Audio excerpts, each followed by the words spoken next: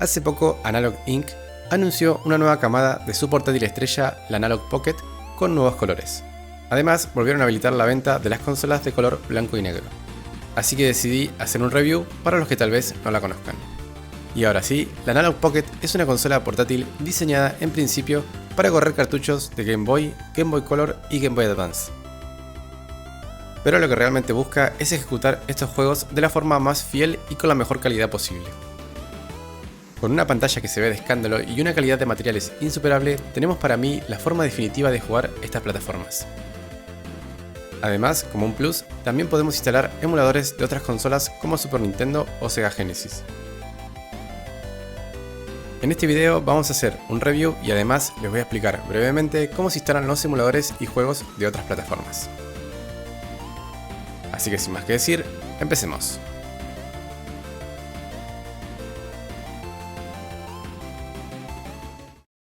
Y aquí tenemos la consola. Ya en mis manos les adelanto que la calidad es increíble. Analog, la empresa que la fabricó, es conocida por su enfoque en la recreación de consolas retro a través de hardware moderno. Utilizaron la tecnología FPGA para la emulación de juegos. Esta tecnología permite a los desarrolladores recrear el hardware original de las consolas, ofreciendo una emulación precisa y de alta calidad. Por lo tanto, no se consideraría realmente emulación. Estamos ante una pieza de hardware única que permite la correcta preservación de los videojuegos. Es una consola que cuesta lo suyo. Particularmente, esta blanca se vende por $220. Pero la calidad de materiales les aseguro que está acorde a su precio, ofreciendo un plástico robusto y de alta calidad. La consola en la mano se siente realmente premium. Escuchemos cómo suenan los botones.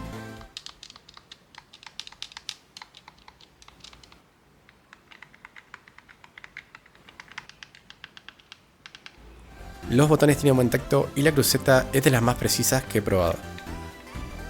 Pero sin duda lo que más me gusta de la consola es su pantalla IPS, con un tamaño de 3.5 pulgadas y una resolución de 1600 x 1440p, lo que nos da unos 615 píxeles por pulgada. Es una completa locura. Como pueden ver, la definición de cada píxel es espectacular. También el panel posee BRR, lo que ayuda mucho a la fluidez y a la latencia. Por el lado izquierdo de la consola tenemos los botones de encendido y subir y bajar volumen. Y arriba se puede ver la salida del parlante, que les adelanto que se escucha increíble. Por el lado derecho tenemos un slot de micro CD que podemos usar para guardar partidas y otras cosillas. Y por la parte de abajo tenemos el conector de carga USB-C, un conector para un cable Link que podemos usar para conectarla con otras consolas. Que bueno, se puede usar para intercambiar Pokémon o jugar multijugador, incluso con consolas originales. Y tenemos un conector de jack 3.5. Por la parte de atrás tenemos los botones L y R, que tienen un tacto clicky. Y el slot para cartucho que soporta juegos de Game Boy, Game Boy Color y Game Boy Advance. Cuando la encendemos veremos este sistema operativo llamado Analog OS. Es bastante simple de usar. Lo primero que vemos es el botón para jugar al cartucho introducido en la consola. Luego tenemos el apartado Library, que podemos ver registros de los juegos que utilizamos, como horas de juego, fechas e incluso información detallada de cada uno. OpenFPGA es un apartado donde podemos ejecutar código abierto creado por la comunidad, como por ejemplo emuladores. En Memories podemos ver los save states que hemos guardado y las capturas de pantalla. Luego en Tools tendremos herramientas interesantes como Nanoloop, que es una estación de trabajo de audio digital, un sintetizador y un secuenciador diseñado para la creación musical. En GB Studio podemos ejecutar juegos creados por nosotros o la comunidad mediante la aplicación del mismo nombre. Es realmente muy interesante, les recomiendo buscar información sobre esto. Luego tenemos el apartado de configuración, donde podemos editar propiedades de la pantalla, configurar cada consola individualmente y seleccionar opciones de audio. Vamos a probar un juego de Game Boy Color.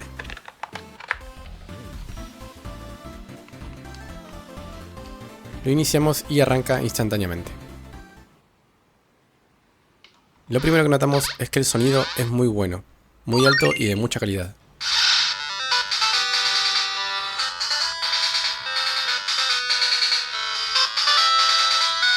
Prácticamente no hay latencia como en una Game Boy Color original. Esto es muy importante, ya que Analog quiere que tengamos la experiencia más fiel posible a la consola original. Con el botón del centro podemos utilizar los comandos. Por ejemplo, si lo mantenemos presionado y presionamos el botón de subir y bajar volumen, podemos configurar el brillo en tiempo real. Y si lo presionamos junto con el D-pad izquierdo y derecho, tenemos los distintos filtros. Tenemos uno que imita a la pantalla original de la GBC, otro igual pero con mejoras en los colores, y el filtro de Analog, que particularmente es el que más me gusta. Como mencioné, también es compatible con juegos de Game Boy Advance. Como ven, tenemos franjas negras arriba y abajo para mantener la relación de aspecto del juego. En este caso también tenemos filtros, el de la Game Boy Advance original LCD y el de la GBA SP modelo 101. Otro comando que es muy útil es el de Save States. Con el botón del centro y el D-pad hacia arriba guardará un estado. Luego desde el menú y en Memories podemos acceder a todos los estados guardados.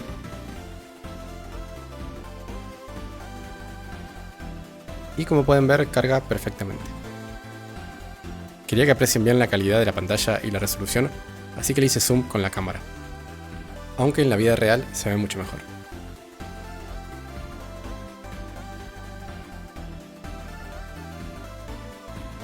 Vamos a compararla con una Game Boy Color con pantalla IPS. Y tengamos en cuenta que la pantalla de la Game Boy Color es más grande que la original. La diferencia de tamaño se percibe al instante, tanto en estructura como en pantalla. Y en cuanto a la pantalla, se nota la superioridad del Analog contra la Game Boy Color. Más brillo, mucha mejor definición y los colores más vibrantes. Aunque realmente la pantalla de la Game Boy Color se ve muy bien, es una IPS B3. La ventaja del Analog es que al ser más grande es más cómoda de usar. También tenemos una enorme ventaja con el audio.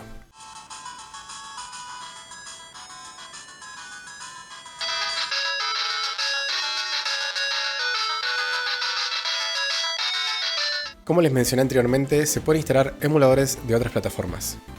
Esto se puede hacer de manera muy sencilla con la aplicación Pocket Sync. Se las dejo en la descripción. Simplemente conectan la micro SD de la consola y presionan este botón. Seleccionan la ruta de la micro SD y ya estamos dentro. Dentro de la pestaña Núcleos nos vamos a encontrar con varios emuladores y ports de juegos antiguos. Yo descargué unos cuantos, como pueden ver, pero hay cosas muy interesantes.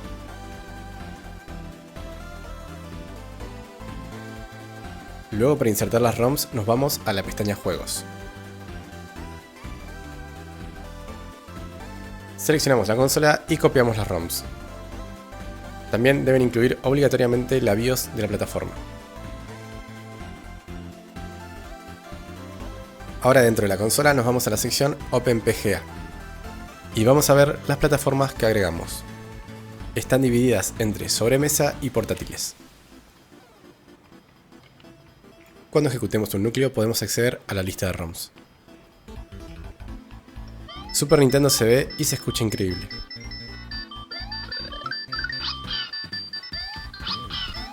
Cada núcleo tiene opciones de personalización.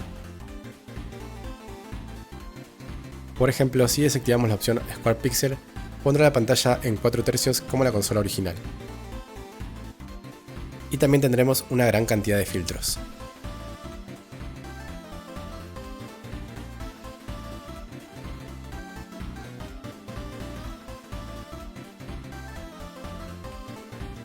Desde el menú podemos cambiar de juegos con esta opción.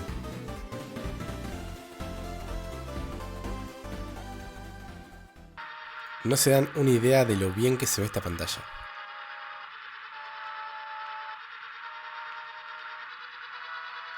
También estuve probando otras plataformas como Sega Genesis y funciona perfecto.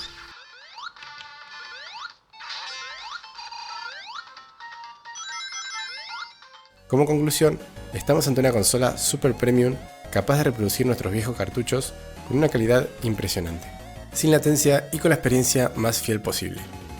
También soporta nativamente otras consolas gracias a adaptadores que venden la misma marca. El link de compra de la consola lo tienen en la descripción. Si es la primera vez que ves uno de mis videos, te invito a revisar otras consolas que he reseñado que son muy interesantes. Muchas incluso pueden correr juegos de PlayStation 2 y Nintendo Wii. También los invito al grupo de Telegram del canal, donde pueden resolver dudas con otros integrantes de este mismo mundo. Muchas gracias por ver el video. Palacio Gamer se despide. Nos vemos.